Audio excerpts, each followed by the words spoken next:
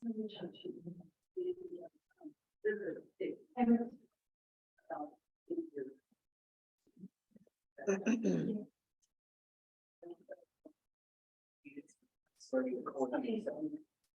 they can hear us. All right. Wow, everyone's on Zoom today.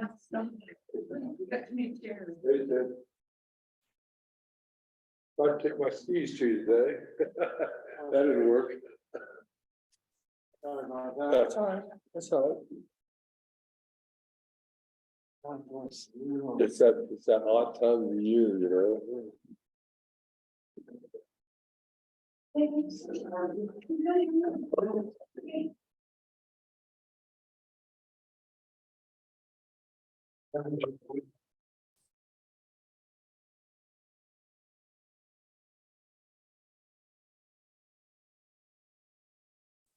You have any? How have you been doing this week? Busy? Definitely done with the day. Good, good. Glad to hear it. With everything that I said at the take on and keeping very. Well, yeah, you're doing a lot. It's true. So good work. That's the part that makes it okay. Yeah, exactly.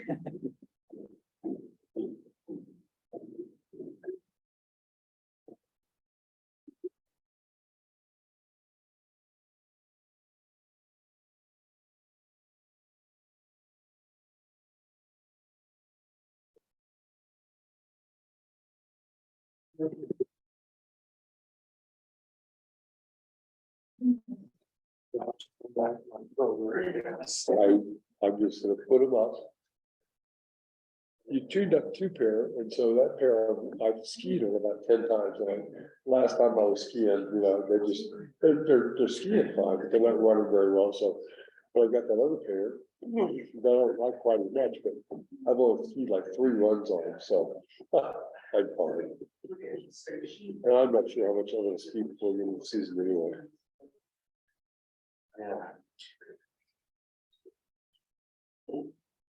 That easy button is for you, it's so you have it handy.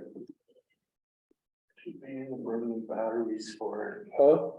Keep meaning to bring batteries for As soon as I get the ton upstairs, what am I it. gonna? Get a little more volume on it.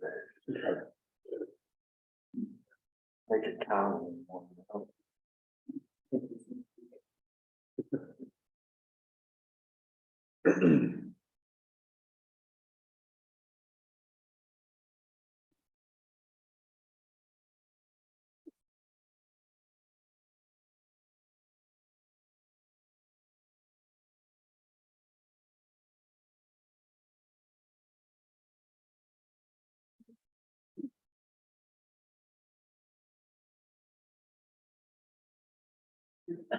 Just.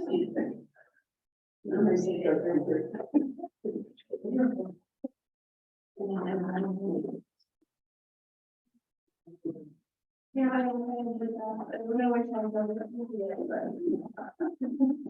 That's why I wonder what you. Somebody else saying this.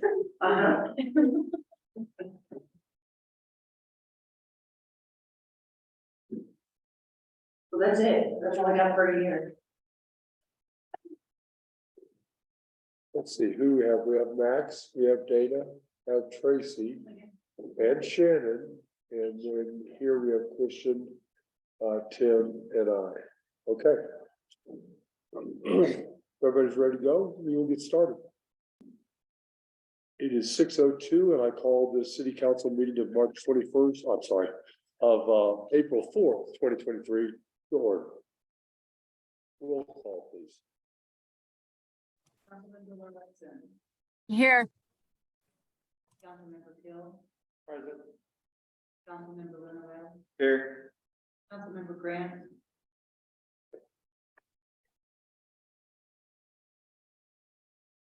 Here. Councilmember Urgency. Present. Mayor Pro Tem Green. Here. Mayor Lobby. Here. Okay, great. Thank you very much. This time I would ask if there are any changes we want to make to the agenda. Yes, we do have one addition. Councilmember Lauritsen wanted there to be a discussion regarding the Laura budget. And I think we can do what we need to do by putting it into the discussion area. We don't have to put it into action items. So if we could add that. I had requested we just add that probably as 7D. So bump the city administrator's report down one. Any of the changes to the agenda? Then I would entertain a motion, please. Almost for the agenda.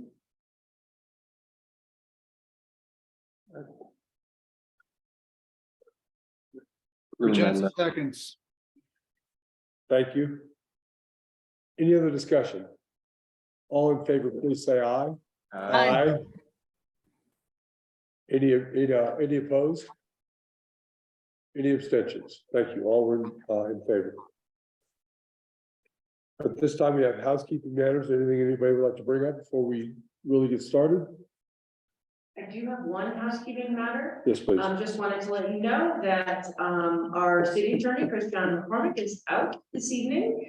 And so we have Carmen Jackson Brown from the same law firm here to advise us. I believe you all have met her previously, but she is appearing virtually. Hi, Carmen. How are you doing? Good evening. Okay.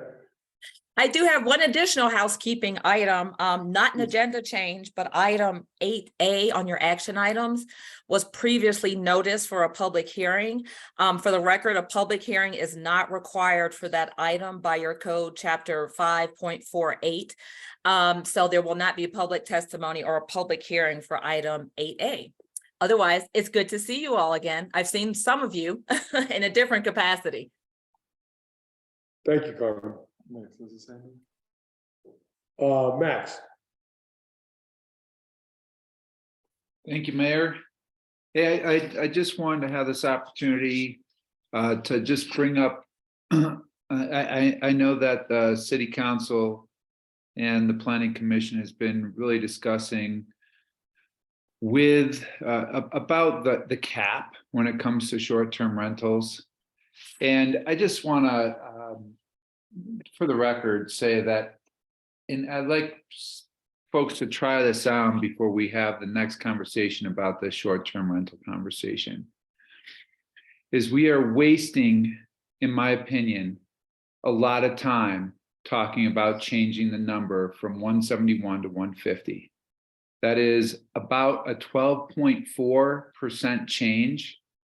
And we have something that works, and we are wasting more breath on that type of change, that incremental small change, which, like I said, works when we have so much other work, in my opinion, that we can focus our efforts on.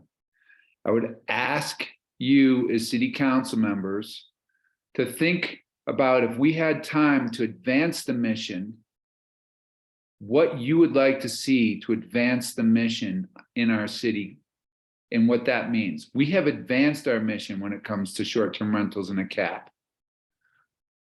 I want to ask you, can we do something about parking? Can we do something about our sidewalks? Can we do something about our housing and affordable housing? And I'm not talking about short-term rentals. Okay, I'm talking about meaningful change in other areas. And so please, before our next meeting, when we talk about this, I'd like everyone to consider putting this idea to bed unless somebody comes up with meaningful change when it comes to changing the cap for what is a small incremental percentage change that, by the way, provides us funding for housing and housing initiatives.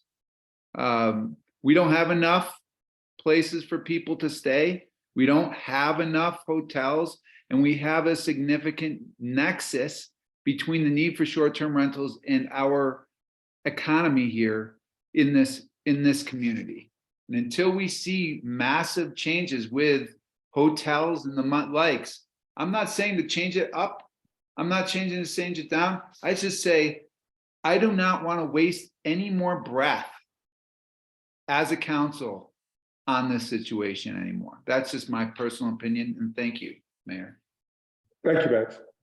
Anybody else have any housekeeping matters they'd like to discuss?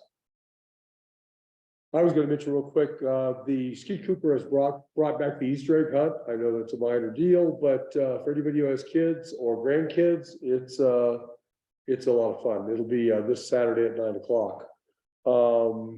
Also, for those who were able to attend, the State of the Community this last week was a tremendous event. It's about our 6th annual. They've all been good. This one may have been among the best that we've ever had.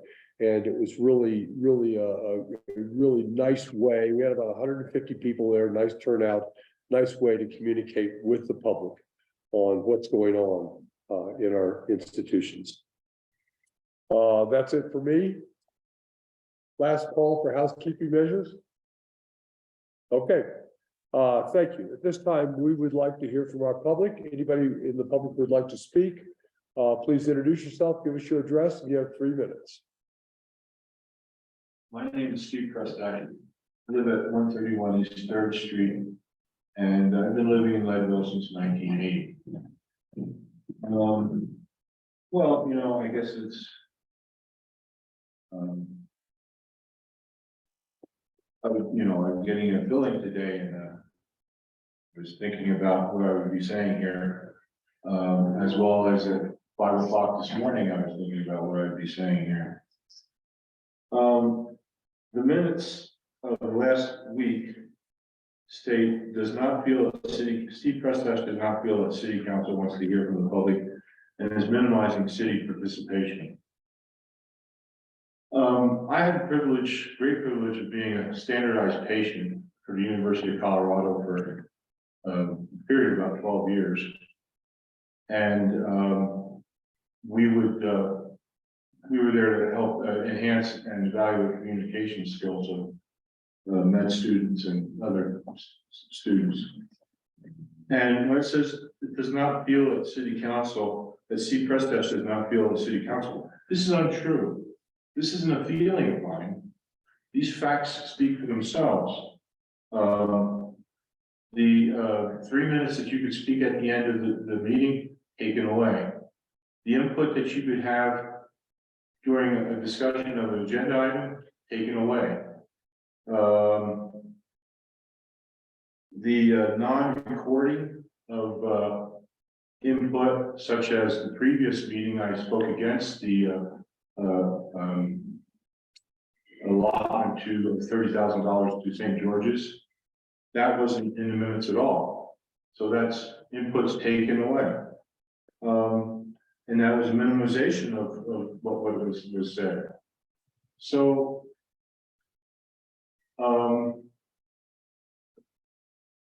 this does resemble more of an autocracy instead of a democratic government, and it's what they call charisma based, and that's always been very dangerous in history.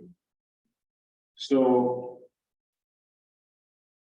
I don't know how we're going to get back on track here to where we value citizen input, but it's not my feeling. It's we don't want it. We don't allow it at the end of the meeting. We don't allow it during discussion of agenda items, other than things we're going to vote on. Thank you kindly. Thank you, Mr. President. Anybody else in chambers who would like to speak to city council? Okay, anybody on Zoom who would like to speak to city council, if you would please raise your hand or just unmute and introduce yourself. Okay, thank you very much. At this time, we have the consent agenda. These are the approvals of March 21st minutes. Anybody have anything in these minutes that they would like to change? Yes, Tracy, go ahead. In the minutes, it references Maida Silver as a deputy city clerk. I don't believe she's been a clerk for about 6 months. Where did you see that? Staff members present. Okay.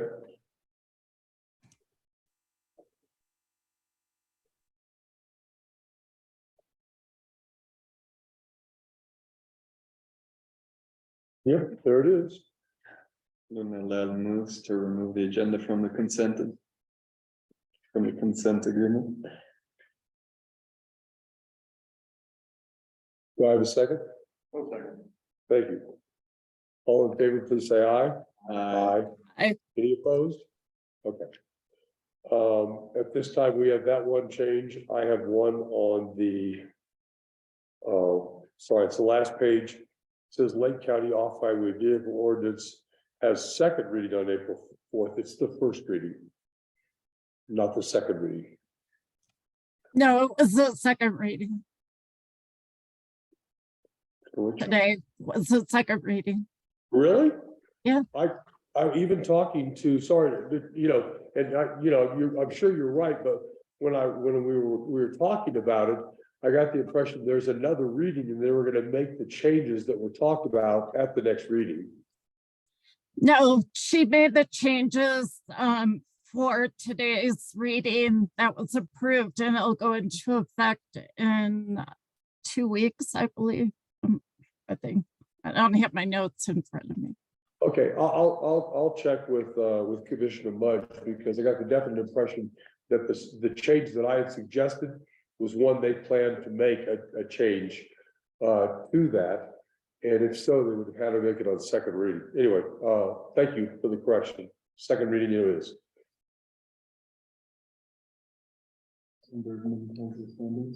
Tim, yes, please. Thank you, Mayor. I was just going to clarify, Tracy is correct. Today was the second reading for the OHV ordinance. The recommendation you made at the meeting today would be part of another ordinance at some point in the future before the OHV moratorium expires. I see. Okay, thank you very much.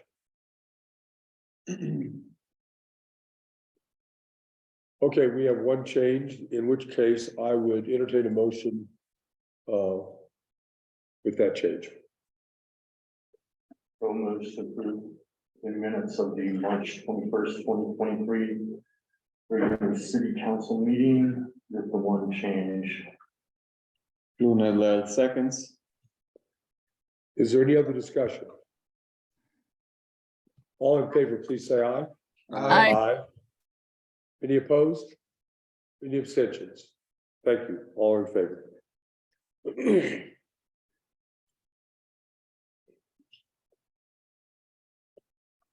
At this time, April has been for many, many years declared by the state legislature as Leadville History Month. And each year we do a proclamation in the first meeting in April, and I will read that proclamation now.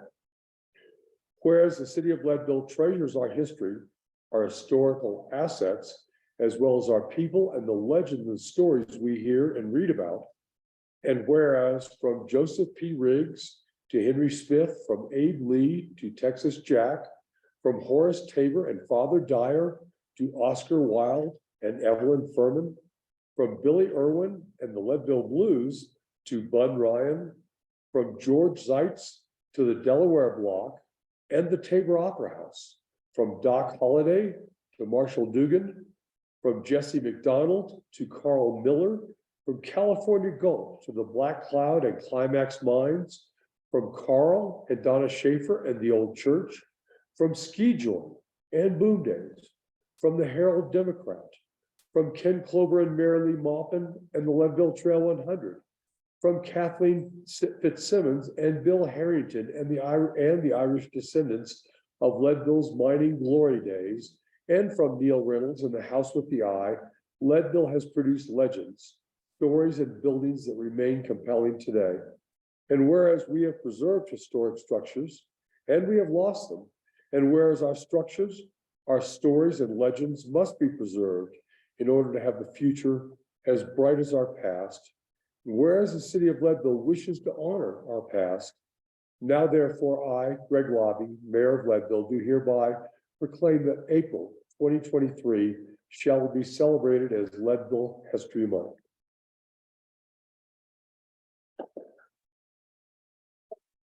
Thank you. Okay, next up, we have a presentation by Nathan with Excel Energy. Nathan, you're up. How are y'all doing?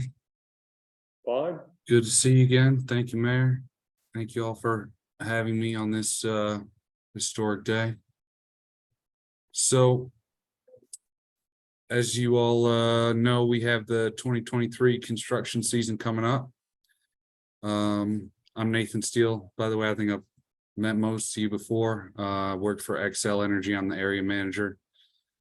So we've got the 2023 plan, just kind of letting you guys know broadly what we're going to do, and we'll get into it here. So whoever's got the PowerPoint, if you could move to the next slide for me, please.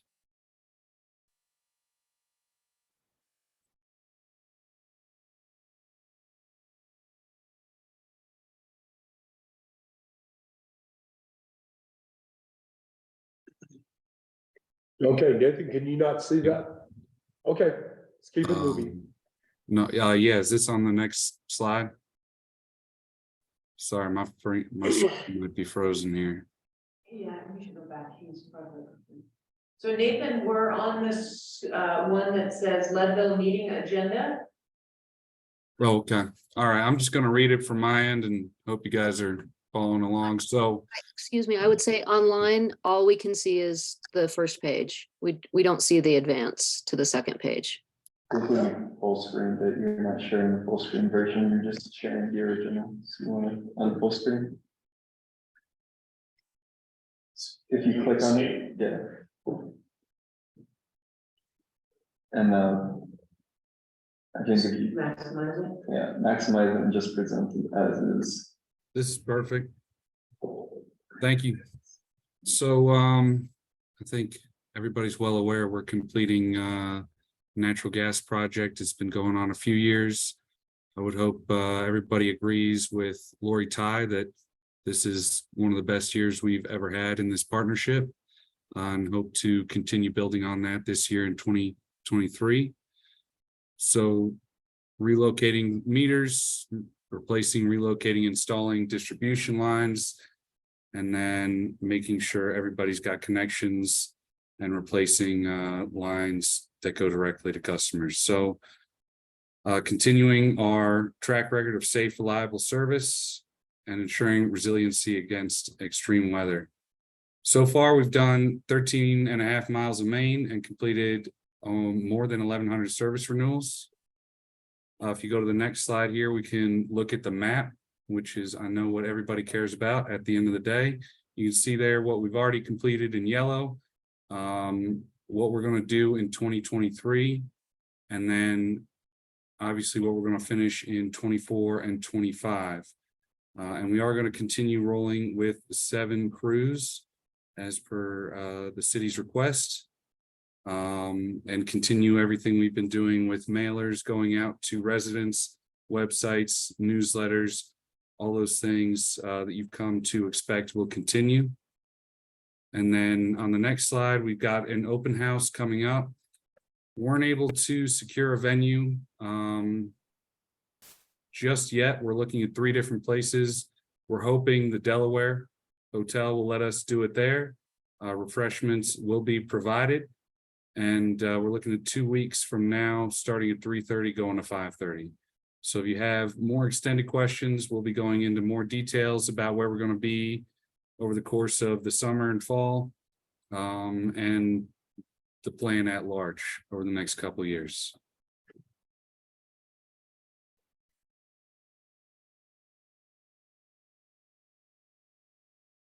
And obviously, contact line, email, website, all the same as it was last year.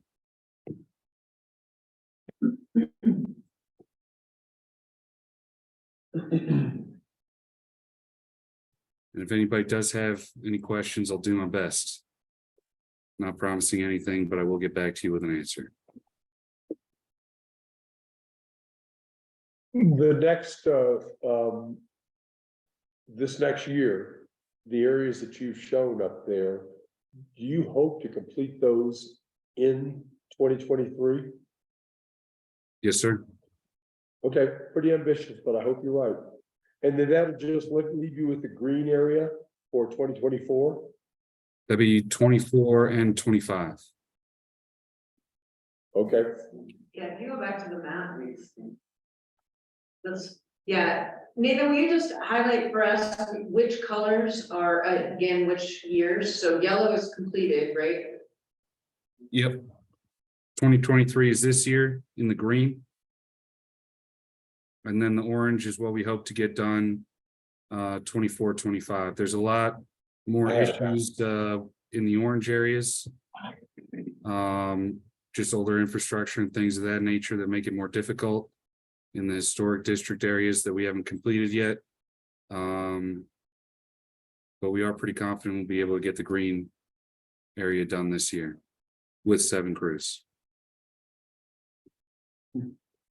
okay, great. Any questions from city council? Any questions for Nathan from the public?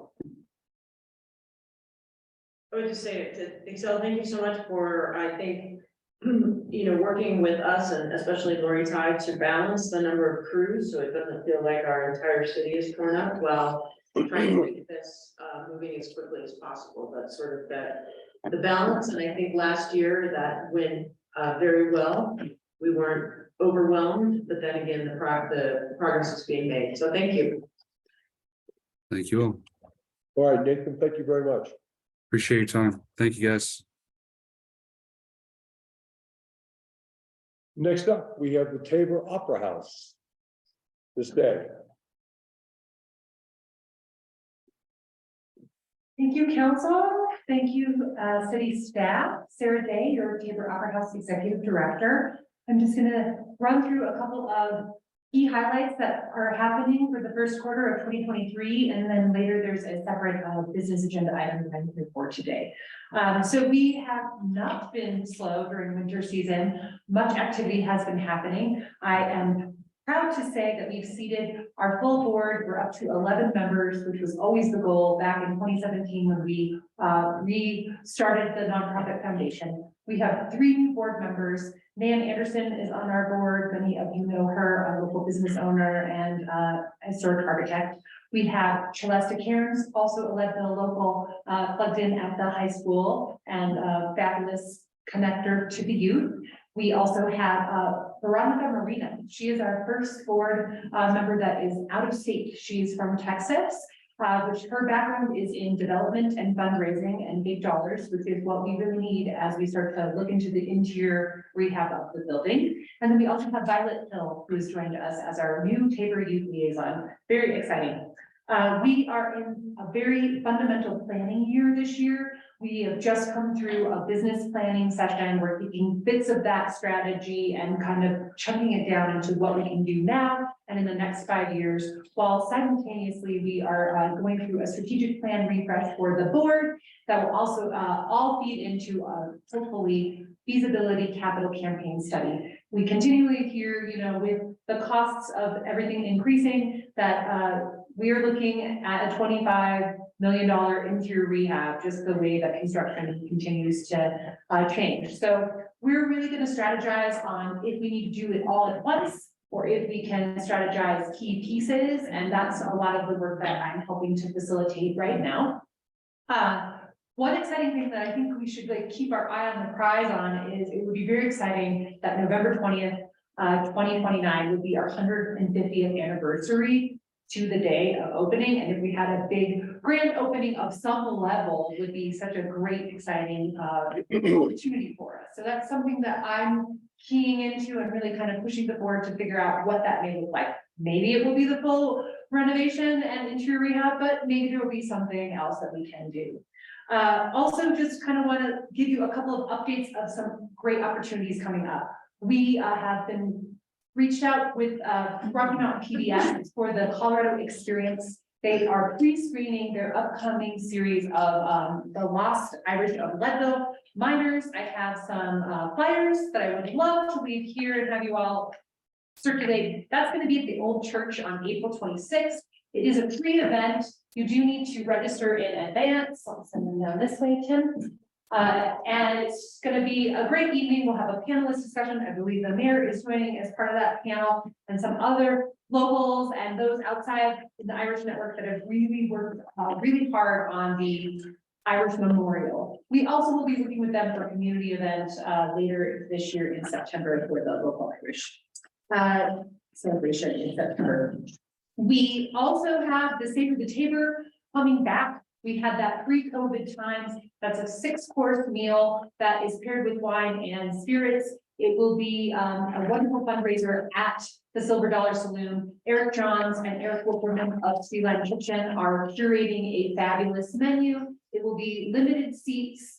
Those will be going on sale here later April, $120, but it is a 6-course meal and the wine and spirits pairing. 72 tickets are available, and that's a full fundraiser to the Tabor, which is extremely exciting. And I'm so grateful for such wonderful business owners that continue to help us get awareness and have a fun evening of celebration. And then, of course, we really are kicking off this year with our Tabor Youth Collective. We're bringing back a workshop series for our youth, grades 7th through 12th grade. That will be a 2-week workshop in June, just after the students get out of school for the year. We've got lots of momentum happening and a fabulous grant. We were awarded a Red Line Arts and Society grant. We were a prestigious award recipient out of 35 people were awarded, and there was well over 100 applications submitted. So that's super exciting.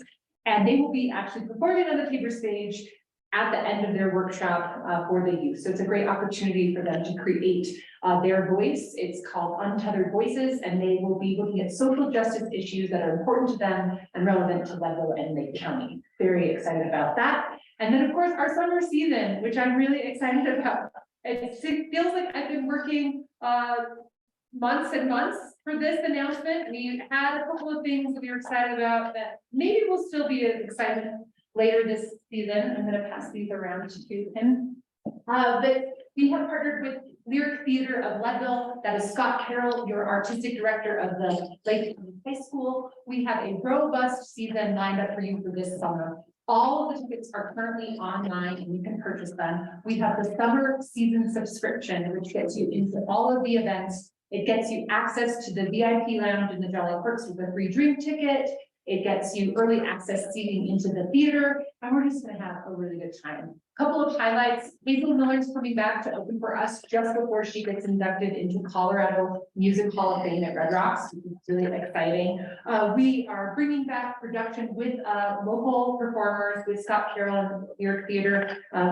They are doing the 25th annual Putnam County Spelling Bee. It's really cheeky and fun. We've got Broadway music and stars coming to the Tabor stage. Really fun. We have a comedian, Vinny Montez. He's a Colorado native. He's a Latinx man who's also a 20-year veteran in law enforcement. He's hilarious, and he will have a opener as well. That's August 26th. We know people really enjoy the comedian Josh Blue when he came several years ago. Then after the summer season, we really will be looking more to those community events, partnering with Main Street Program for their annual auction, the Irish Court of Colorado, Evening of Storytelling. We'll have the Stories Worth Telling Film Festival coming back, and really we just are looking forward to such a robust season. It's hard to squeeze in all those dates, but hopefully you all can take a look at them and come out for a show and encourage others in Leadville and beyond to celebrate with us. And as always, I just want to offer my door and say, reach out to me if you have opportunities for maybe event space or hosting a meeting space and looking for somewhere else to be. I know we've been able to help the city a couple times with some of that this past year. We look forward to continuing that growth. And I am just incredibly thankful to city staff and the mayor for continuing to get us letters of support when we submit our new grant rounds. We just submitted our next State Historic Fund grant yesterday to continue to do the wood trim detailed work and balcony on the exterior of the building. But, this year we'll wrap up the 4-year masonry and window construction. And as I say, we'll be really working towards figuring out what's next on the interior. And we have some exciting meetings planned as we are already churning those wheels to figure out what to do next. So as always, happy to answer any questions that come up, and we are here for you. We want to continue to grow this space to be a community asset for Leadville. Thank you, Sarah. Anybody have any questions for Ms. Day? I just want to say the city hosted 4 events last year, and the Tabor Opera House was so gracious and so helpful, helping us put those on, and we really did appreciate it. And so the partnership is alive and well. It sure is. We love it too. Thank you, Mayor. Thanks. All right. Thank you, everyone. Thank you. We'll talk to you in a little while. Yeah. Next up, we have a discussion about the Lura budget. Tracy, you had asked for us to put this on the agenda. What do you have? Apologies, sorry. So it came to my attention this week that there's an issue again with paying our consultant through Lura. And naively, I guess I thought that the money that we appropriated last year would roll over, because we appropriated $24,000 for administrative staff member and $60,000 for a consultant. And apparently that doesn't roll over. So once again, we can't afford to pay our consultant, and we don't have a staff person. So I guess I'm just wondering what happened there. Okay, we can give you an update. Ms. Simonson and I have discussed this. Ms. Simonson, go ahead.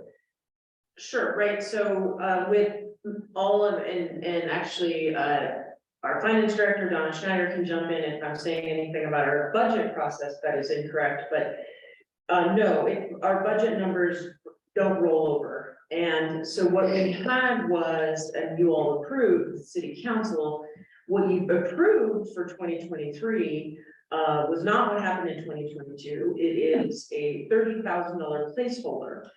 And with the idea that the Lura is eventually supposed to become financially self-sustaining, that through the tax increment, it provides money for itself and would not need to be propped up by the city. So the city has been giving the Lura money to exist since it started, and the idea is that eventually it flies from the nest and supports itself. What I'll tell you is that we have an invoice from the current consultants that is about $11,000, and the mayor received some information through the Lura Council, I guess it was provided by the consultants, that basically says, yes, well, the Lura is receiving tax increment money.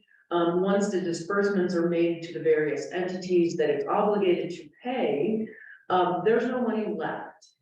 And so that's where the Lura is the Lura has some tax increment money coming in, but it's not enough to pay its bills. Because what I would say is, I expressed this concern when the Lura entered into a consulting agreement that it probably needed to ensure that it had money sufficient to pay its consultant. But I think that we all don't want the Lura to fail. And so in discussion with the mayor, you could certainly use that money that has been put aside as a placeholder for the Lura. The idea of that $30,000 in the city budget was, should the Lura not have money to pay an obligation, you could use that money. So Lura has $30,000 for the entire year. The request is to pay the consultants their $11,000 bill, which is fine. It covers pretty much their work today. It's not just 1 month. But I guess I would say that's a third of the Lura budget for the year. And just encourage Lura to think about, how its money is coming in and going out. The last point on that is what I would like to do, and this is what I've said before, when the Lura presents a bill to us that it is financially obligated to pay, because the city is not financially obligated to pay it, that I just request that the Lura board approve that invoice before we pay it. So Linda Michelle, the attorney for Laura, says there's a board meeting coming up. This Thursday, they can approve the bill at that point. I do not feel comfortable with the city paying an invoice that the own board, that its own board hasn't authorized. So I think that's where we are in the like sorting through everything. I appreciate Commissioner Kayla Marcella helped kind of sort through all this information as well, but that's pretty much where we ended up. Any So- comments, or questions? Yeah, Go ahead. so last year's appropriation, did we spend any of that money? And is the city willing at this point to once again appropriate some funds to keep Laura afloat for the rest of the year? Well, we did, and I think all that money was spent. We could double check. I don't think know. we spent any of it. We spent $314,000 year to date, so yeah. I'm talking about the money we appropriated, the 84,000 last fall to help Laura pay their consultant and a staff member. We never appropriated that, so just to be clear, that's not correct. What we put in the budget was a $30,000 placeholder. Each year for Laura, for the last 5 years, we've put what we refer to as a placeholder in place. We knew every year that $25,000 wasn't gonna cut it.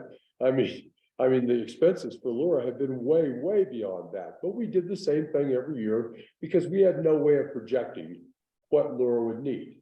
This year, we projected a budget for Laura, which is what you have is a Laura budget, but that projection is not in the city budget. The city budget has a $30,000 placeholder, that's it. So, just to be clear. Now, here's the good news. There's good news here, and that is, according to the numbers I got from Linda Michelle, which Carrie had put together, we have received in 2022, $59,000 into the Laura bank account. That was $14,000 that we had from the year before, frankly. So I'm not really sure where the balance of those funds are. And then on March 7th, we received another $30,000. So we're up to $89,000. Now, the good news, that is in terms of projections, we're supposed to receive, I believe it's $153,000 in 2023. That's what's been projected by the assessor's office, and that's what Kayla Marcella has. So we're going to be in good shape as the year goes on. That's what it looks like to me. And in 2024, I think that when they in urban renewal authorities, they have to reassess every year, not every 2 years, according to state law. So it looks good. The future looks good right now. If the Laura board approves this bill from CLA on Thursday, then the city will pay it. Okay, I guess you will find out on Thursday. Seems pretty straightforward to me. Anybody else have any questions? And it's also something we can discuss on Thursday at the LURA meeting. Okay, thank you very much. We'd just like to note that I will be unable to attend that meeting. Okay, thanks. Thanks for letting us know. Okay, at this time we have the city administrator's report. Great, so I asked our deputy city clerk to add my report to every council meeting going forward, because there's always a lot going on. And it's easier to do it in shorter reports rather than one long one every month. So, and I also wanted to introduce someone who has joined the city. I wanted to introduce Michelle Maroney. She is our new administrative assistant, supporting me and our finance director. We're really excited to have her join the team. I think, things are meant to be for a reason. I think the hospital's loss is our gain in this case. And Michelle has been with us for a whole week now. And it's jumping in right away. And I just have to say it's fantastic. Between her and our human resources director, Erin Lucen, maybe it's too good to be true. I feel like there's a little bit of the pressure valve is releasing a little bit. So I wanted to introduce you to Michelle, and not to put Michelle on the spot, but if you just wanted to say anything, share anything with the council and the public about yourself. Michelle, come up here so the city council can hear you.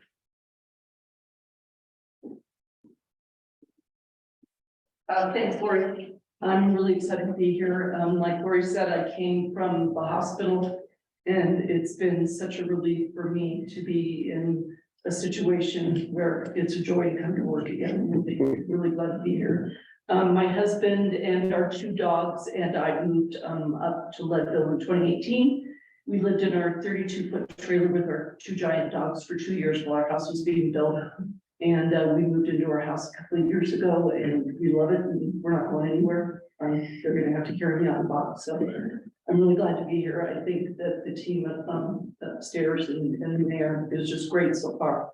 So I'm really happy to be here. And also, I wanted to, Michelle has previous municipal government experience. Yeah, I was in the city of Steamboat for 8 years. Back in the late 80s and 90s, I worked in the finance department, collecting sales tax and collecting utility bills. So it was eye-opening, but it was very enjoyable. I like being in the community involvement. So I don't live in the city, unfortunately, but I really am looking forward to being involved with the city activities. So thank you. Great. Thanks, Michelle. Any questions for Michelle? All right, thank you, Michelle. We'll let you off the hook. I told her she would get me on the hook, so Okay. I gotta remember that I do that. So along those lines, we've been making a lot of progress in the city, and I think Max, Councilmember Pergenci, I'm kind of bummed that you're not here. But what we have done is we have updated the city's organization chart. So I'm gonna hand this out because we have printed copies.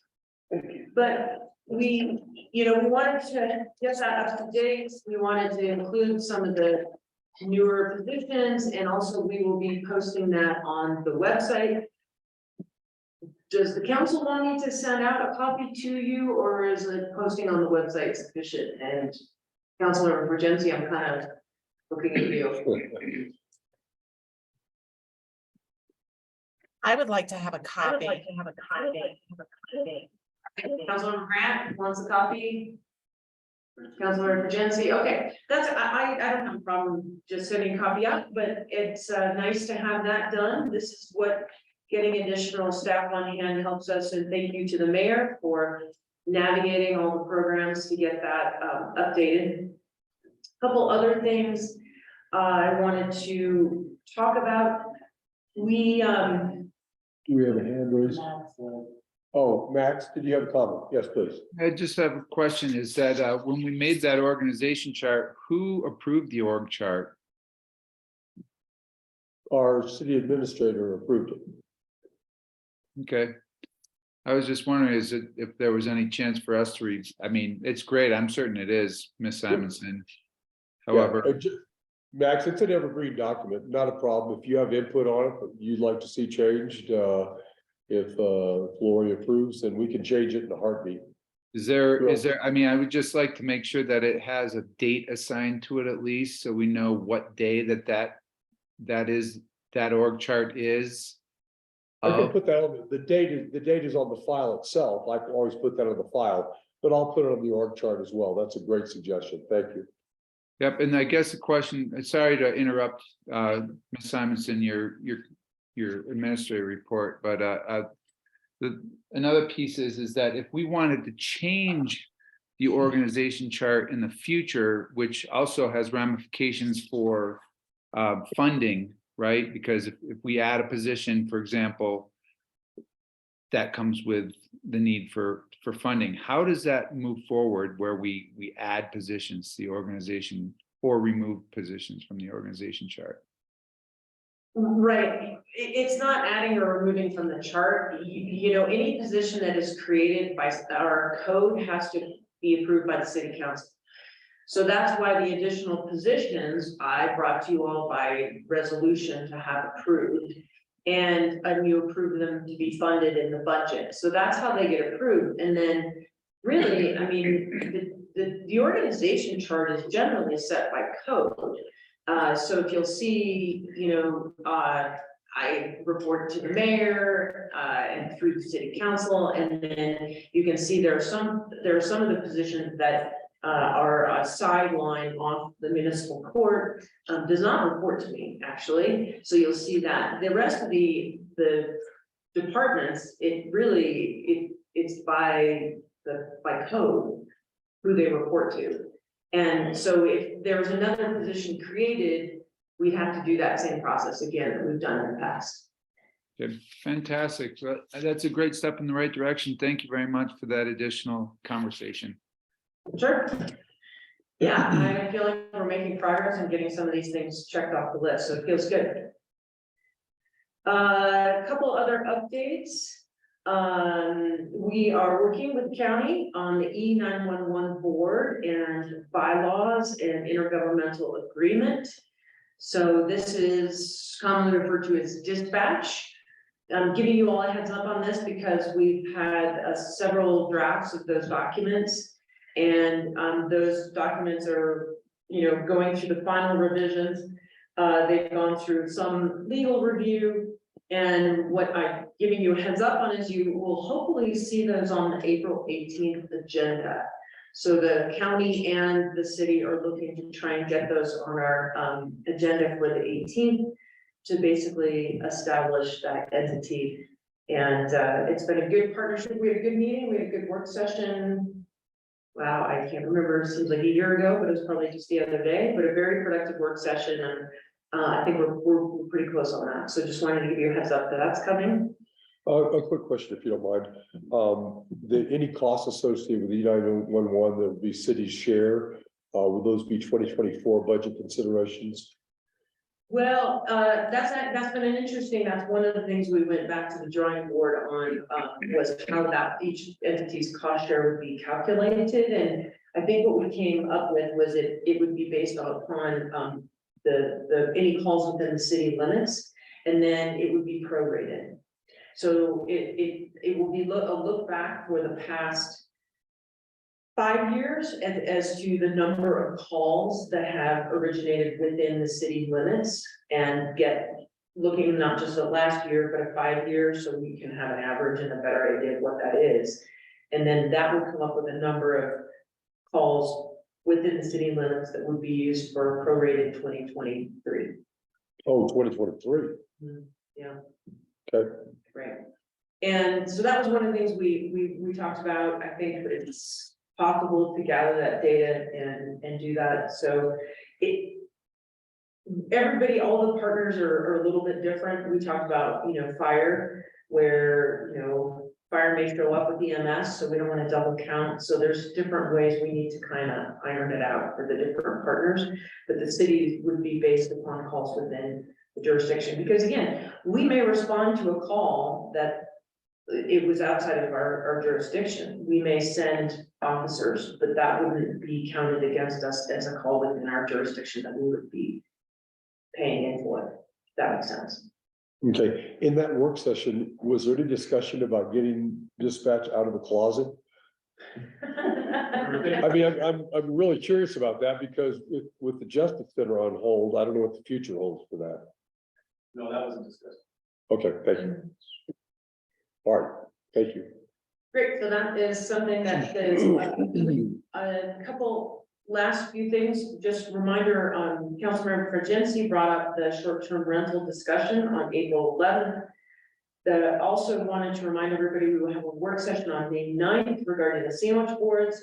The good news is, after our last work session, we have gotten, the mayor and I have gotten some information and input from some local businesses. I reached out to Elsa Clark to try and schedule a meeting to talk with some of the other businesses and get their input. So I guess what I'm going to say is the good news is we're getting some traction on this subject and hopefully some good input before your next work session.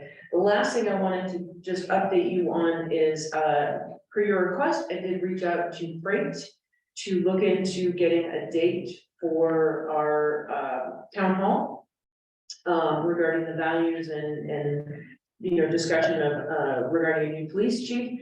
they want to host this for us. So I have, now delegated to hopefully have Michelle work with them to get a date or to see dates that they're available.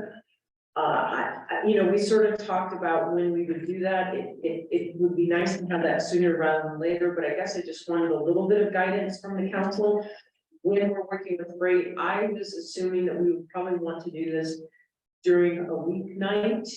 Probably sometime after 5:30 or 6 p.m. Do you think those are reasonable parameters, or do you think we should have it on a weekend? I think weeknight at those time periods makes sense, though we want to do weekend or both. I think both tends to be the best outcome for anyone who may not be able to go during weekdays. Usually it's what works best. Okay. Yeah, so I will see what they have available, and I just said essentially, we would like to have this as soon as we can, and let us know your available dates. So I would just ask council, please keep an eye on your email, because once I get some available dates, I'll send them out by email to see what works for everybody. And that's it. I always like to give an update on the parklet. As you can see, it's going along well. The siding's on, the roof is on. The weather has been very conducive to continuing to work on that. So we're excited that has been on track since the construction started again. And that's it. Any question for Ms. Simonson? Okay, thank you very much. Next up, we have a renewal for elevated quality wholesale cultivation license. In the past, I think we've treated this as a public hearing, but we've been advised by council, Carmen mentioned it, that we will not treat this as a public hearing. It is simply a renewal, and there have been no complaints or issues or public comments of any kind. So, are there any questions about this from City Council? Any questions or concerns?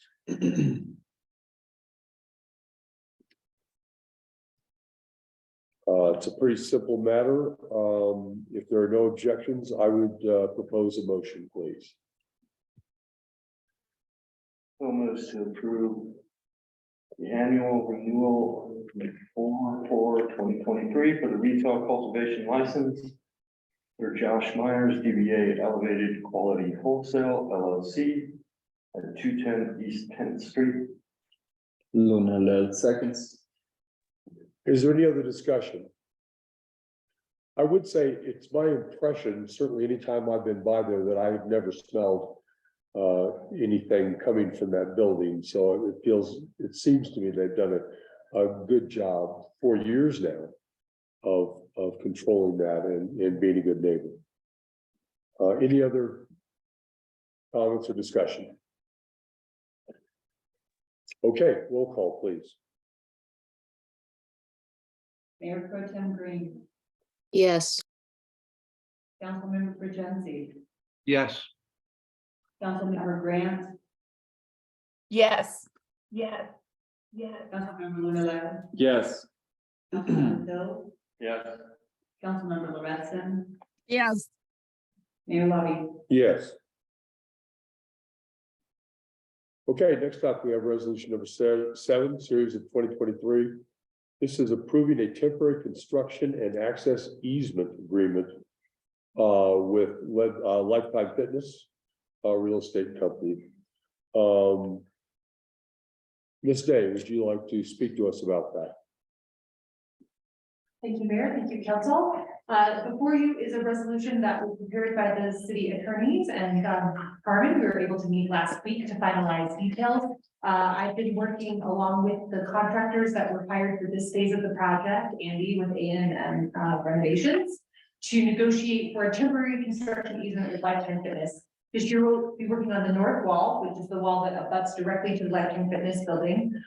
We have to get pretty creative because we cannot put scaffolding on top of their roof. That there was a fire at some point in the Lifetime Fitness building, so it's just not structurally sound for that. So we had to pivot Luckily, we have the contingency money in all of our grants that we've raised to do the swing arm style of scaffolding that we need to do. So it will be coming off of the roof to do that masonry work, as well as the ghost sign muralist.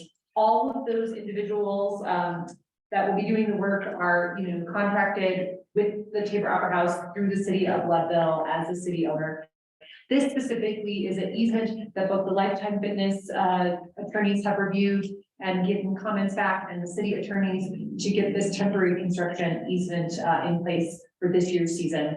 Hopefully, this will lay the groundwork as well as we continue to do work for a perpetual easement that at some point we'll need in order to have egress outside of their building from the balcony area, but at least this is an interim step, and we worked really well with them last year, and Tamara at Lifetime Fitness locally has just been fabulous to work with. So everyone's in good spirits. Happy to answer any questions that come up, or potentially the deputy city attorney if there's needs. Any questions from this day? Carmen, any comments or thoughts on this? Nope, my comments have already been incorporated in the draft that's in front of you. So nothing else from legal. It's good to go. I do want to comment that Lifetime Fitness has been pretty gracious in all this. And in fact, you'll note that they've signed this document already, awaiting the rest of the signatures. So that's a step in the right direction. I was also pleased that when they rebuilt their deck on the back of their building, they rebuilt the fire escape stairs on the side of the Tabor Opera House, which actually surprised me a little bit, but they did. They did a lot of work the year before last, and so we want to make sure to be very thoughtful and cognizant of protecting the work that they've done, because they installed a new roofing system, and so those were some of those nitty-gritty conversations, particularly initially when we were gonna scaffolding directly on that, but that's now less of an issue, and it's as least of the less burdensome we can possibly be for Lifetime Fitness, and that was kind of our strategy. Great. Okay, thank you. Any other questions for Ms. Day or for Carmen on this document? In which case I would entertain a motion, please. Luna Land moves to adopt resolution number 7, series of 2023, a resolution approving a temporary construction and access easement agreement with LTF Real Estate Company, Inc. for the installation and construction of temporary fencing and stair tower related to phase 3 of the Tabor Opera House rehabilitation of exterior envelope project. Thank you. Is there any other discussion? Hearing none, roll call, please. Councilmember Grant. Yes. Yeah.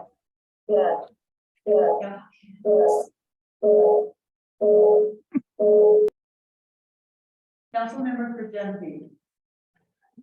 Yes. Mayor Pro Tem Green. Yes. Oh, you could do better than that. You could tell she was thinking about it. Councilmember Loretson. Yes. Councilmember Hill. Yes. Councilmember Lindaleo. Yes. Mayor Long. Yes. Thank you all. Thank you, sir. Okay, next up. This is pretty exciting. Several years in the making, we have resolution number 8, series of 2023, approving an intergovernmental agreement between the city of Leadville and Lake County concerning law enforcement mutual aid.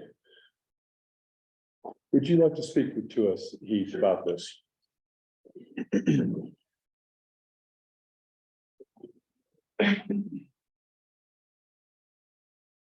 evening, everyone. And Lori, if you want to jump in at any moment, please do. So yes, years in the making, I believe. I know when I came into it, this was in the works, and it seems like there were some holdups when it just came to the reimbursement side of things.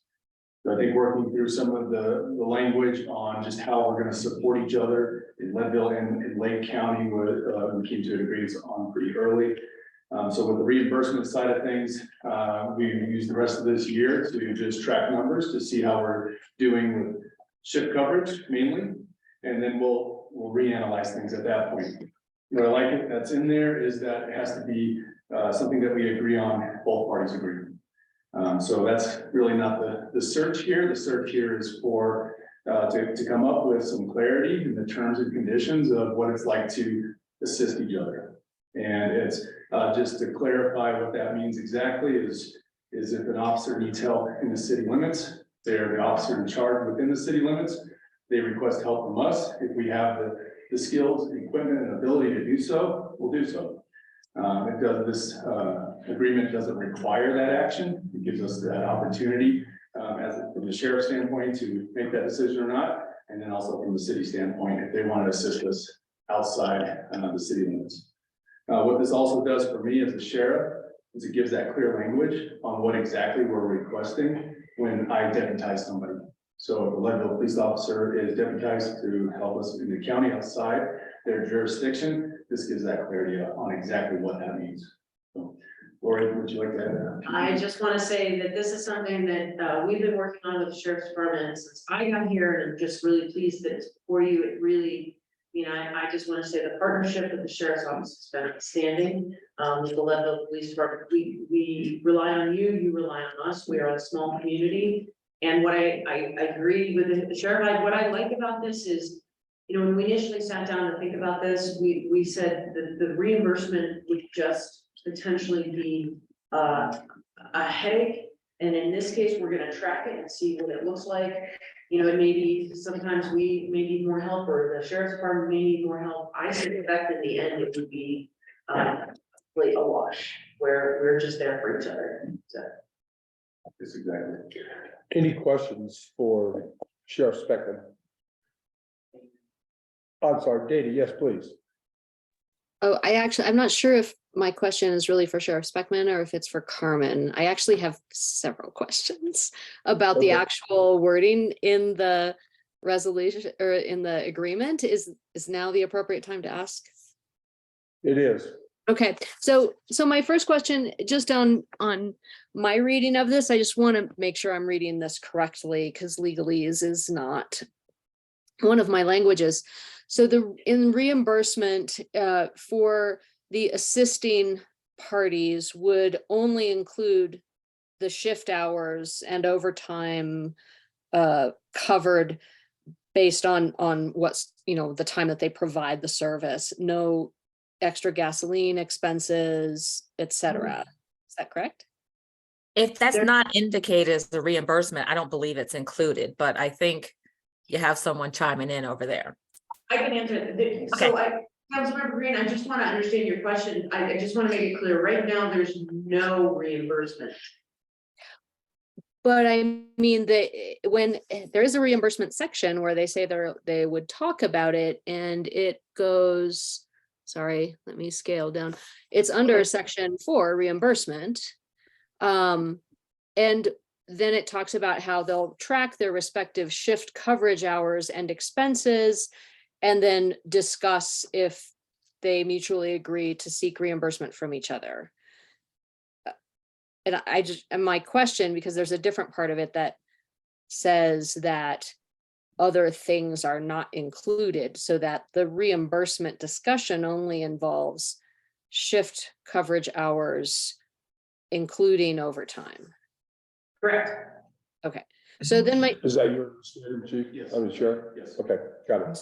So then my next question is because the party providing the assistance is still an employee of their home base, not the requesting base. So the requesting base does not cover any workman's compensation, for injuries sustained in the shift coverage hours. The home base of the assisting group would cover that. Is that right? Yes, I think that's covered in the independent contractor section where it clarifies that employees of a party shall at all times remain as employees of the party. And I think that's covered in section 6. And it does workman's comp, I know the city has a history of going through some of these, and we know that, after, if you get a claim, then your insurance costs go up. Does workman's comp cover even if they're operating out of jurisdiction, if a different group is requesting their aid? Yes. No. Go ahead, I'm sorry. There's just a question. Yes. Yeah, okay. So thank you. So then that's the extent of my legalese questions. My just basic question is, are we planning to monitor any other stats, like aside from just the shift coverage hours? Like, are we gonna mark how many requests are made and how many requests are answered in the affirmative versus the negative, et cetera? That would be dispatch would track that, right? Right, well, yeah, those are all numbers that are fairly easy to access. Okay. So although it's not addressed specifically what data points we would collect, we can always go back and grab that. Okay. That concludes all of my questions. Thank All you. right, that's a good one. Anybody else that has any questions? I have a comment. Please. We go section 4 reimbursement, then section 6 independent contractor. Is there a reason for that? Oh, good catch. That's because we can't count in Roman numerals. Just making sure there wasn't like a hidden section 5. No, that's actually a good catch, and I caught one other thing the other day, and Christiana assured us that your resolution that you passed tonight, we can make typo corrections like this. So you can pass it and we can correct the So we number. don't have to worry about correcting that in motion.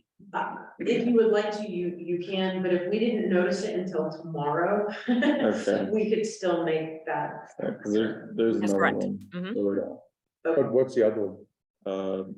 We go to section 12 miscellaneous from section 7. Gotcha, okay. We can make those corrections, so thank you for catching that. All those other sections are the secret document. Yeah. Yes, Dana. Sorry, I thought of another question. Okay. So in the now section 5 independent contractor, because of the way that it's framed, that reimbursement may be sought.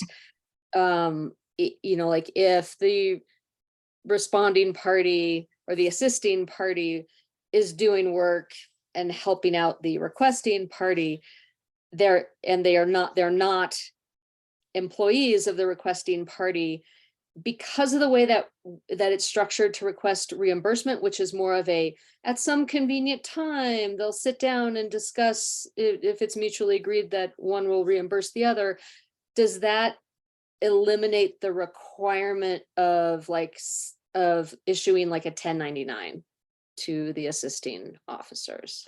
I would say this, they specify December 31st, 2023 as a date after which they can discuss those possible Right. reimbursements. Right, I guess my question is because for instance, if the city requests assistance from the sheriff's department, the city is not going to have to provide 1099s to the officers from the sheriff's department who respond, correct?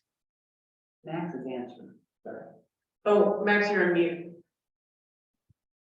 Yeah, this is a mutual aid agreement, right? And so that's ultimately, they're covering their own compensation, workman's comp across the board.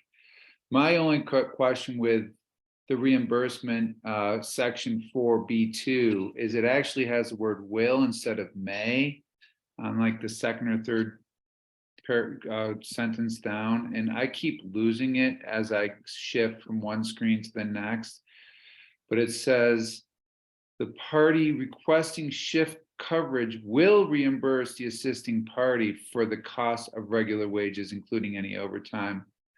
Should that will in that fourth sentence or fourth line be may reimburse?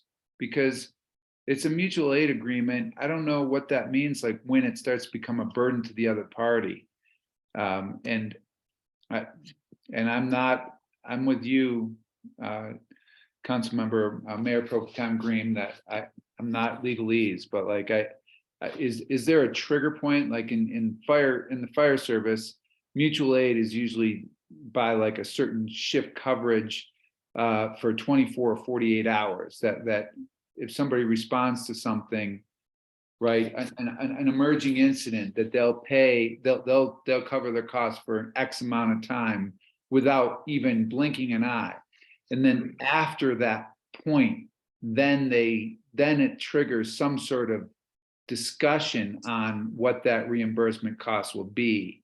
I mean, if I came to, and I'll try to make this short, but if the city helped the county for some event, we'll say Leadville Lifetime Fitness Trail 100, and then we come back and say every single hour that we helped them, we're going to bill you for it. That's not really in the spirit of mutual aid. So I'm just, Ms. Jackson Brown, if you can kind of shed light on how that works, it would be fantastic. Well, and you're correct. Generally, will and shall is language just directing that you're required to do something by way of the agreement, as opposed to may, which is optional.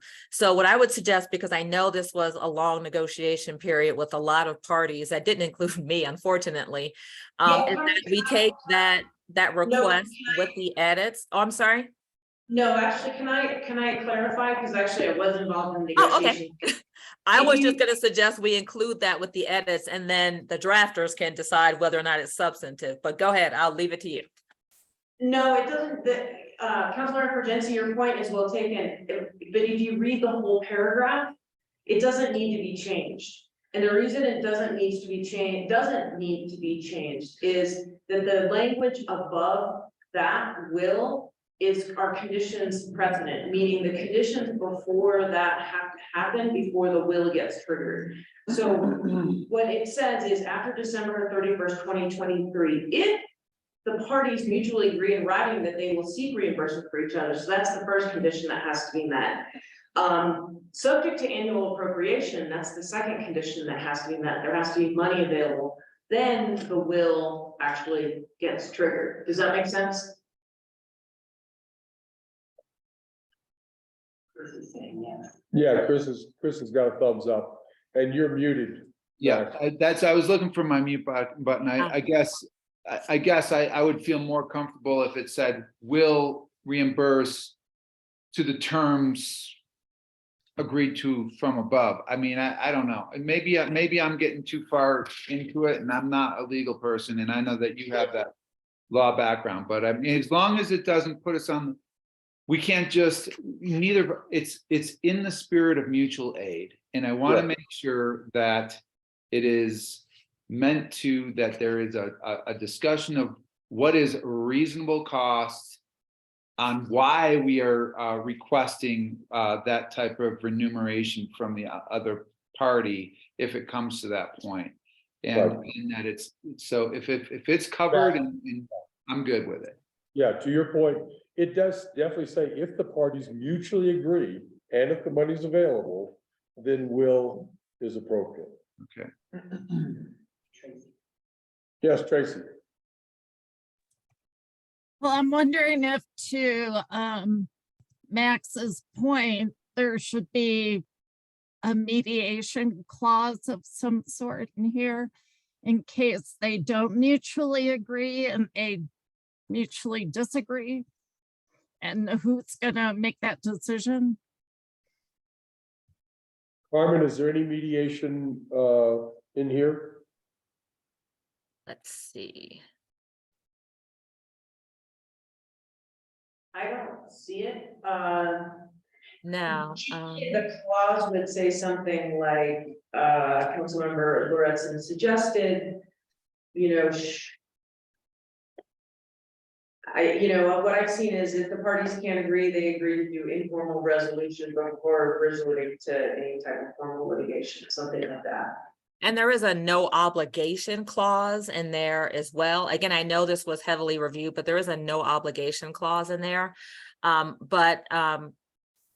we can't put arbitration, obviously, but they could add language to say, but it may be considered substantive, just so you know, and I know this was a long time coming, to add something about the parties will mutually agree to, to work together reasonably, et cetera. But again, that would probably be, if there's not already a provision in there, a little different than fixing a typographical or a typo. I just see a no obligation, which seems like I'm an out, and the paragraph we were just talking about does start with may. So it seems as if there is wiggle room in there for that purpose. Can you point out to us where the no obligation? Oh, I think that was, oh, let me find the page number. It is, It is 1 page 4.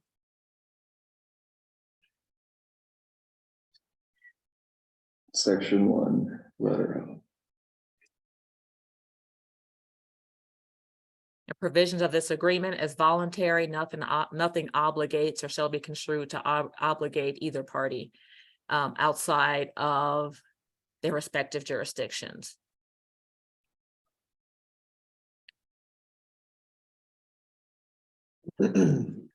Okay.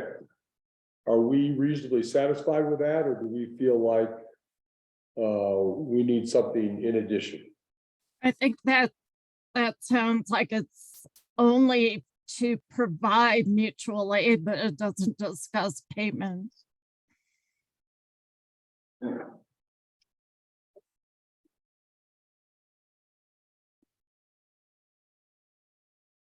I just think there should be some mediation clause in there. If there can't be, if somebody is asking for payment and they can't come to some agreement, there needs to be a escalation clause to a mediation board or something. How difficult is that to add, Carmen? That's not difficult to draft. My only concern is, again, that would be a substantive change and not just a typographical error. So we'd have to revisit that, get that language in, and present it again. So it's certainly doable. Christian? You're about to say something? Yeah, no, we're good. Well, I guess so this, I would love to not have to bring this back again. So I guess I would just ask we have representation from the other parties here. We have the sheriff here, we have the county attorney here, we have the county manager here. I guess my question is, would you all be agreeable to that? Is that something we haven't heard from you to see if that's something you think we need? Hey, first, then I'd like to hear from Chris. Right. No, I think Tracy brings up a good point that we need to address that potential situation. Okay, Chris. Yeah, I would have no objection to adding a mediation provision in there. Is that something we can do as part of a motion, or do we need to bring this back in front of city council at a future date? I can't speak that. What I would say is that if city council were to approve an amended version of this via motion tonight, including that type of provision, I'm happy to work with Carmen to get that version finalized for the commissioner's approval as well. And what would you suggest the wording on that might be, so we have some confidence in what's going to be in it? I know, it's a terrible position to be in, but it doesn't have to be exact. I just want to hear what you would put in there as a mediation clause, and it would probably be one sentence, right?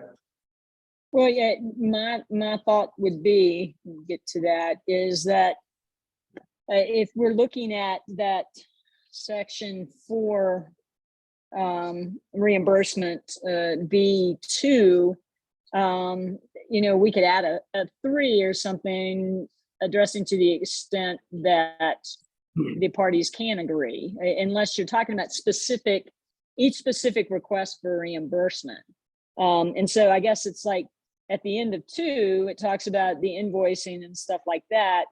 You know, if a party objects to the invoice or whatever, and here's the thing, I hazard to say, put in a mediation provision about routine reimbursement requests, because we don't have a core group of mediators in Leadville. So if we have to go into formal mediation, that could really bog things down. So it might be better to say, you know, put a provision in there about disputing the bills, and that in such event, the executive members of each party, being, you know, I guess the sheriff and the city administrator or police chief, would be the ones that would then meet to discuss the disputed invoice. And then in such event that no agreement can be made as to that disputed invoice, then the parties could trigger mediation or something. I would like to have more of an opportunity to informally review and agree to something before we trigger formal mediation. Carmen might have other ideas, but I just know, being up here in Leadville, we just don't have a lot of mediators that are readily available. And so we typically have to bring them up from other localities, and the price tag on that will likely exceed the amount disputed. And my thought really is, as I said earlier, if we're going to add a whole section to the agreement and we don't have it in writing at this point, it's sort of just theoretical what we want to see, sort of an escalation in mediation. That's something that I think all the parties need to review and agree to. Let me see if we have everybody in the room. And I know this has been a long time coming, but that just sounds like a substantive amendment that needs to be clear before you approve the agreement. I agree. So is that the opinion, I'm trying to figure out if there's a way we could do it tonight, is if we could agree on a couple sentences tonight, would that be something that we could, it sounds like Chris is saying, you know, we could put something in the agreement, then they could take it back to the commission. I guess the other person we haven't heard from is Tim. Any thoughts on, from your side?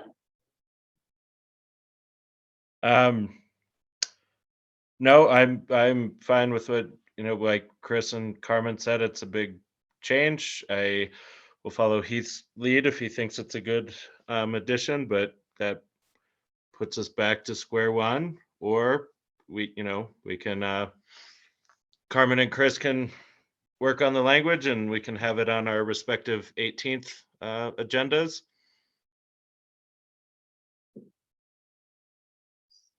That sounds like we should table. Well, let me make sure I understand. For Chris and Carmen, both legal entities for the city and the county, what is your recommendation? Carmen, I'll go first and just say that you know, Tim is somewhat correct in that, you know, we can't make decisions. I can't make a decision that's binding on the county unilaterally. So any changes will have to go back to the commissioners. I'm happy to work with Carmen to expedite that as quick as possible, because I know I've been working on this since at least 2021. And so it's, I agree, it's a long time in the making, but we want to get it right. And we've already identified some typos and such. So I agree, we could tee this up for the 18th. And I don't know if Heath has a difference of opinion or Mr. Mayor, the council members, but I don't think that 2-week delay is going to be material to getting this in place. But I know Heath is the one that's been struggling with your colleagues at the police department to get this set up. So we could also, I mean, the commissioners can do a special meeting. So I don't know if city council has any other meetings where this could be addressed between now and the 18th, if you want to expedite it any further. It's possible. Heath, give us some idea of what the downside of putting this off for 2 weeks might be for you. I think it needs to be done. So if it does take 2 weeks, I would prefer the accelerated plan, just so we can get this, because it's kind of in limbo right now. Okay, You know, we have some officers that are deputized, it's just kind of by a verbal agreement at this point, so it needs done as soon as possible. would you say you're basically working under this agreement now, but waiting for it to be ratified? Is that a fair statement? It is. Okay, thank you. Then, at this time, I would entertain a motion to continue, this resolution. Point of order. I'm sorry. No, that's you not- can't.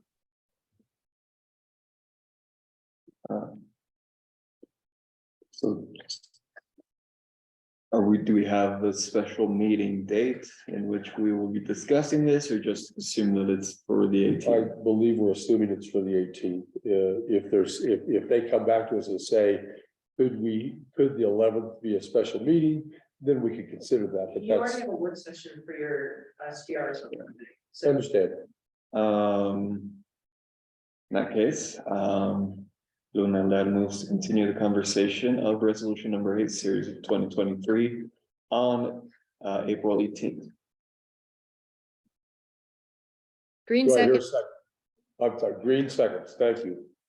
Is there any other discussion? Roll call, please.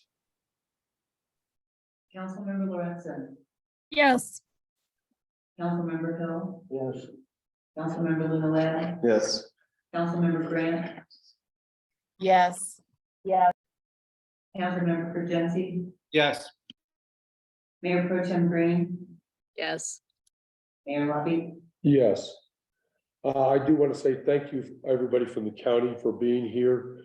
Sorry we weren't able to put this to bed, but we're talking about one piece that really needs clarification, and we're there. And thank you for your patience. Thank you. All right.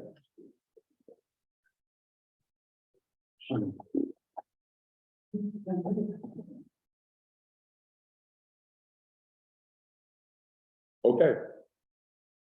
Next up, we have the public meetings planner. Anything on here we want to add or opine on? Yes, Lord. Like I should probably, can you note the correction on the April meeting, HPC meeting to include the open house? Yes. I'll do that in the mayor's report. Thank you. But thanks for reminding me. No, really, Not quite on. I meant to do it as after the proclamation. Thank you. Okay, nothing on the meetings planner? Next up, mayor's report. Laura just reminded me that she would like to remind us all that the Historic Preservation Commission has a couple of open houses coming up to allow the public to discuss with them, and anybody who wants to discuss some of the changes that they're contemplating in terms of code and coverage of the Historic Preservation Commission. One will be on April the 11th, which is next Wednesday at 4 o'clock. And the other will be on May 9th, which is also on a Tuesday at 4 o'clock. Oh, 5 o'clock. The meeting starts at 4 and open house starts at 5. Both of them are at 5? Yeah. Oh, thank you.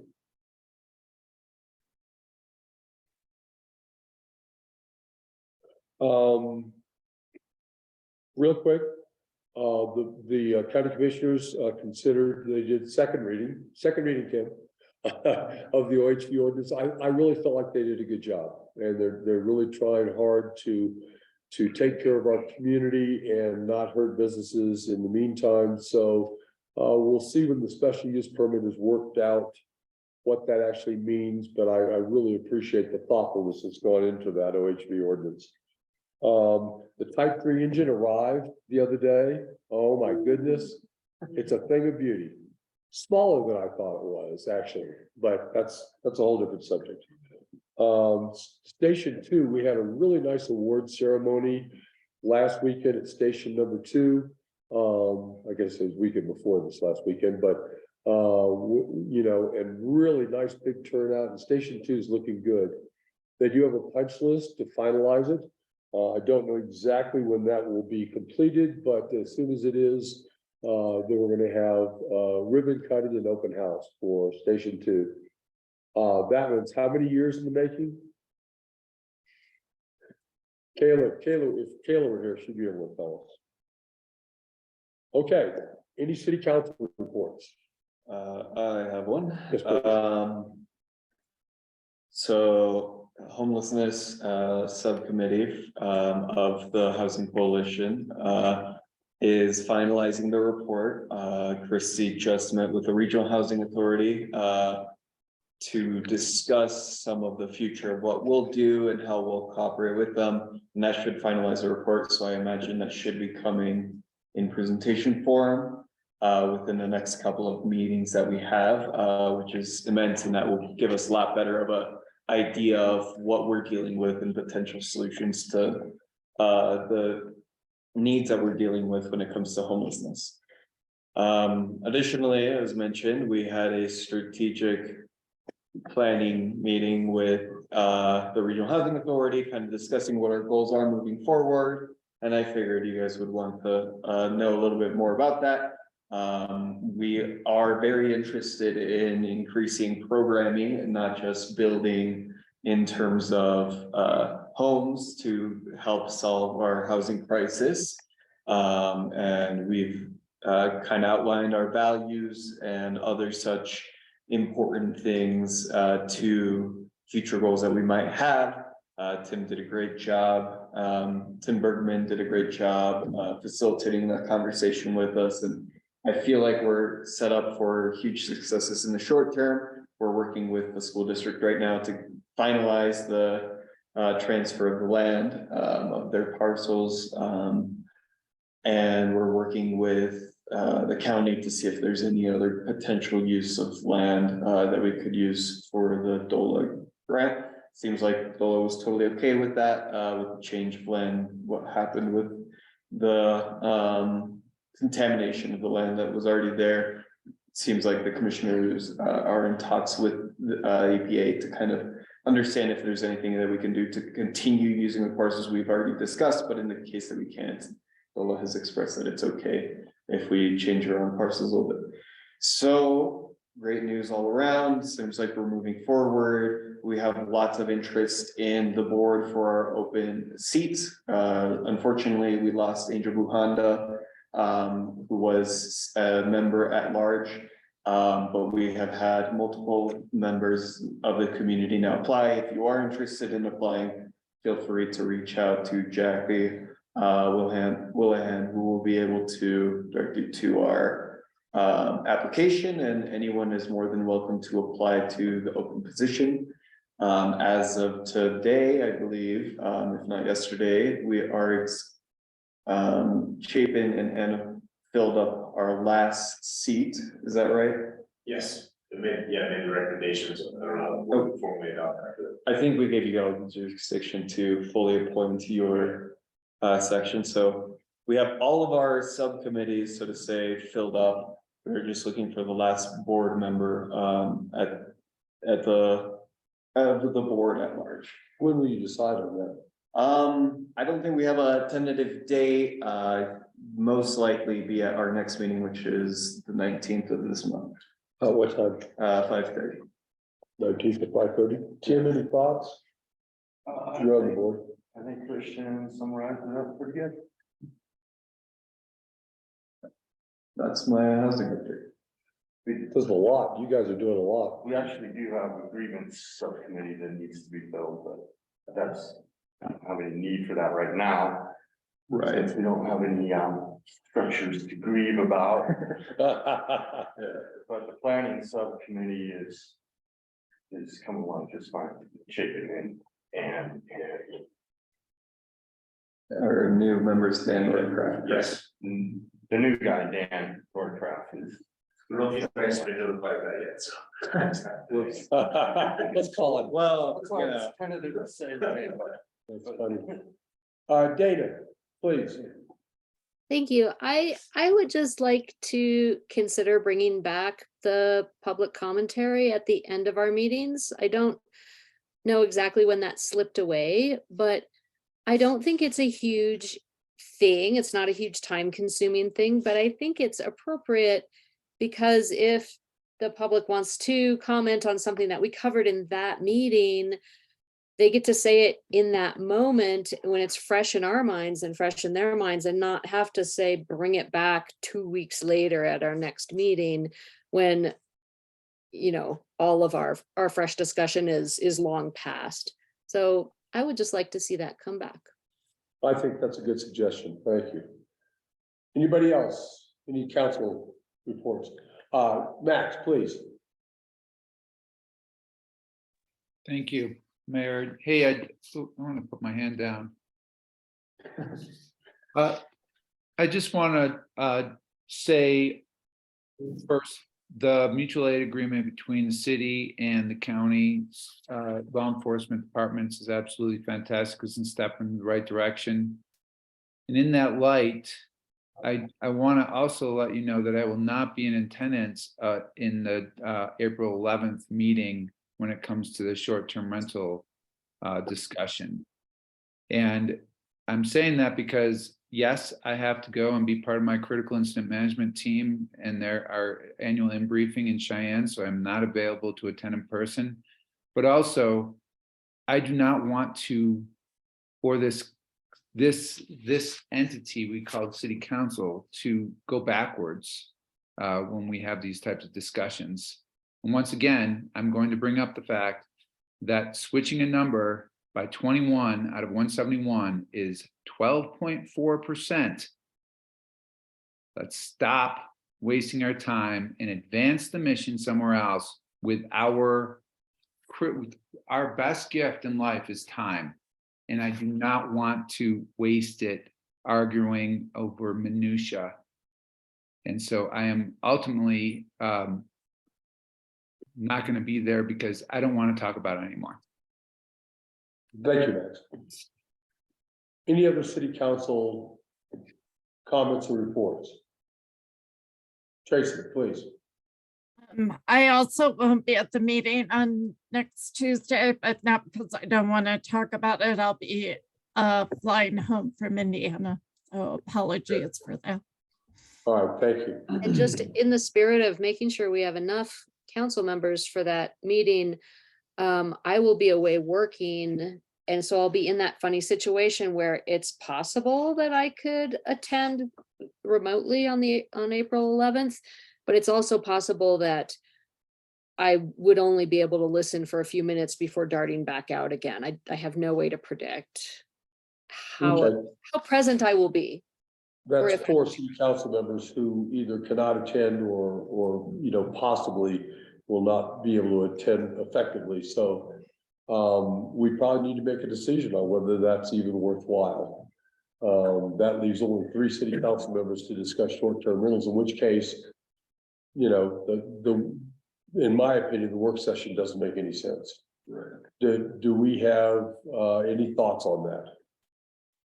Well, I definitely feel like we should still have the discussion. Contrary to Max's beliefs, I do think 12% is a huge indicator for our community of small size. And you know, changes of such are pretty massive. And quite frankly, if it were up to me, it'd be lower. But I think to you and Max, that's the discussion we need to have in the work session. We're having that discussion, you know, now. The question in my mind is, should we even bother having the work session next week if only 3 city council members could be present? That's the question. no. So you could move it to, I was just looking at the calendar, if you wanted to move it. So you have, it's scheduled for next Tuesday, the following Tuesday for your regular scheduled council meeting on the 18th. I would not suggest having it then, but you could have it on April 25th. That would be the next available Tuesday. The following Tuesday is a regular council meeting. And then the Tuesday following that is your work session on standard board signs. So the 25th is the next available Tuesday. What would people's availability be for the 25th? Just raise your hand if you think you can be available on the 25th. Tracy says yes. Shannon will be remote on the 25th. Shannon will be remote, okay? Max, 25th, you're out no matter what, right?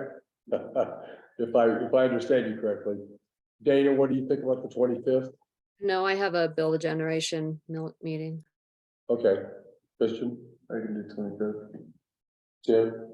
Sure. Okay. We have at least 5 city council members available, possibly 6. So if it's okay with everybody, we will schedule for the 25th. Thank you. Yep. Same time? Same time, same place. Any other council reports? And Okay. Mayor, if you're moving on from council reports, I neglected to raise something in my report, just one last step, whenever you're. Please.